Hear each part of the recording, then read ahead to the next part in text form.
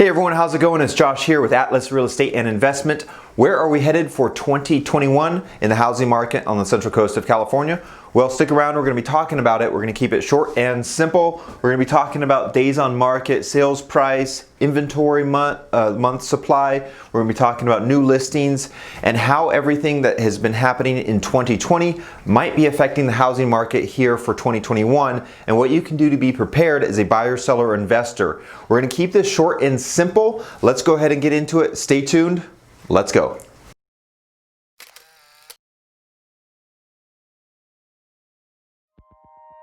So in order to best predict the future, we have to take a look at the past. So we're going to review 2020, and a lot of things have happened. We're going to focus on it. Reduced inventory, we've seen increased demand, we've seen migration from cities, we've seen some laws like eviction laws go into practice, lower interest rates that's pushed real estate prices up.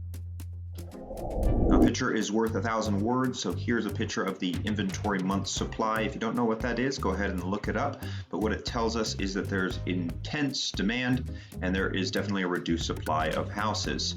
This has resulted in the median days on market to really drop significantly.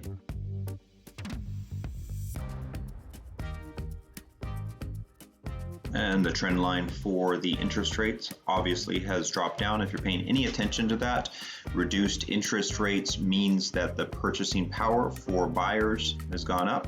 And what we see with that is an increased purchase price that people are willing to pay. And here you go to support that. The median price per square foot has gone up over the last few years. Median sales price is plateauing the end of 2020.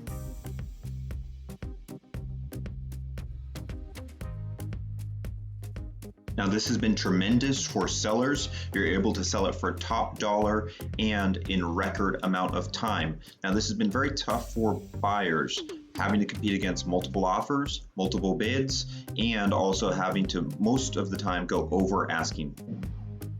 Having sold around $10 million worth of real estate in 2020, I can give you some real world examples working with buyers and sellers.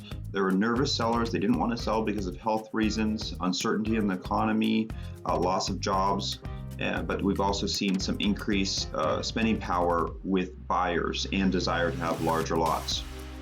What's my prediction for what's coming next? Well, one of the reasons why there was lower inventory was because of those sellers being nervous about COVID, but as you can see here with the vaccination and the United States being the #1 country to vaccinate the most amount, I think that there is going to be some loosening of that, there's going to be some calming of that, and I think that there's going to be sellers that are going to be more willing to list their home and bring it to the market, so an increased level of inventory.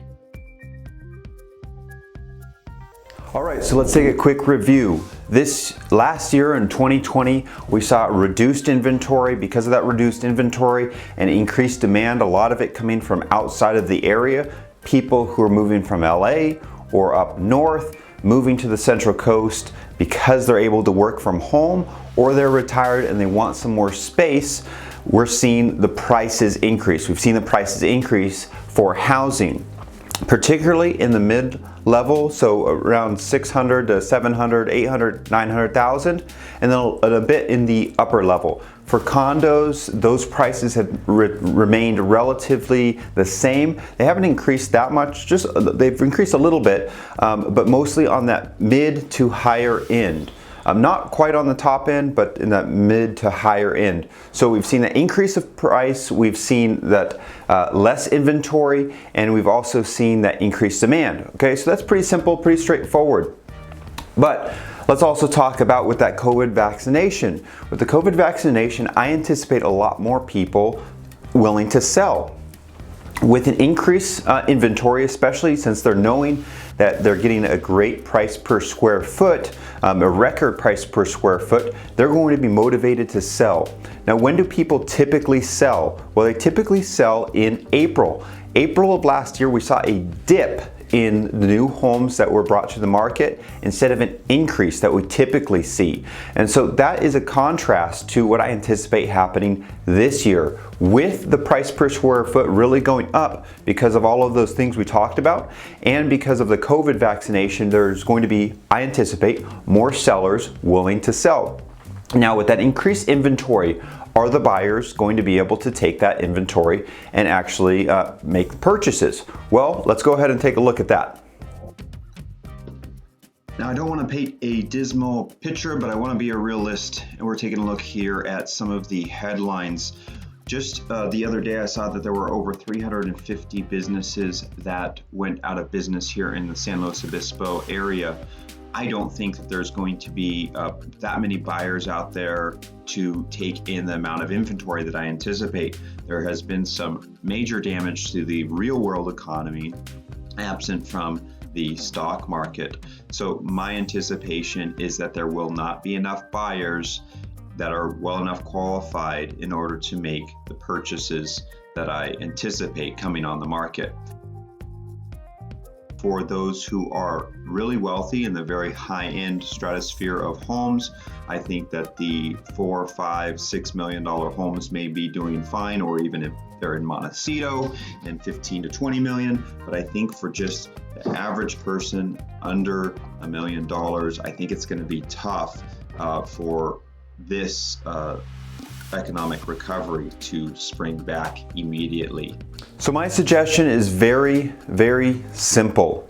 If you are a seller, sell before April. Very important, because you do not want to bring your home to the market, your property to the market, when everybody else is. And the majority of home sellers bring their house to the market in April, May, June, July, and you're going to see a lot of competition. So I really suggest, if you're thinking about it already, and I don't want to pressure anybody into selling a home that they're not ready to sell, but if you were thinking about selling it, say you didn't sell last year but you wanted to, or if you're thinking about selling this year, do it early. Get there before all the other sellers start to sell their home and bring it to the market. You're going to be in a much better position, and that demand that is out there is going to be able to make a great purchase. You're going to probably have multiple offers, and you're going to be in a good position. Do not wait. So very simple. Sell end of January, February, March. Don't wait until April. I think by that time there's going to be an increase of inventory, and you're going to be not in a great position. So that's my suggestion for sellers. Now for buyers, what I suggest is this.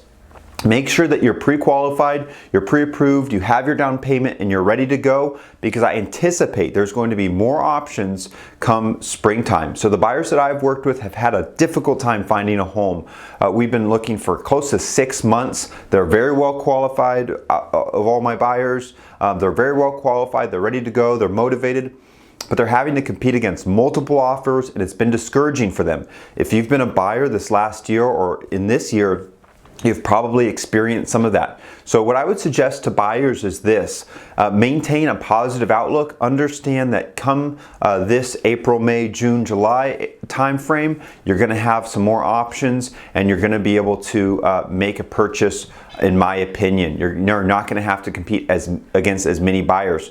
Why? Well, because I don't think that the demand or the buyers that are going to be able to make purchases are going to take in all of the inventory. I think there's going to be some inventory at the end of the springtime or the mid of the springtime that you're going to be able to get in there and find a great home at a price that you are going to like, and you're going to be able to take advantage of those great interest rates. So that's my suggestion. Very, very simple. In review, if you're a seller, sell before March, or sell before April, and then if you're a buyer, just hold tight, don't get discouraged. Understand, I think there's going to be some more inventory, some more options for you in a few months. If you have any questions, feel free to reach out to me. I'd be happy to sit down with you, discuss your situation, and talk to you about your goals. and see if I can help you out. If you're a seller, I can give you a market appraisal or a broker price opinion to give you an idea of what you might be able to sell your home for and talk to you about marketing. Now, it's no obligation. I'm just happy to give some information and some value to you to help you along your journey. So feel free to reach out. Like I said, hope you all have a great day. Take care. Bye now.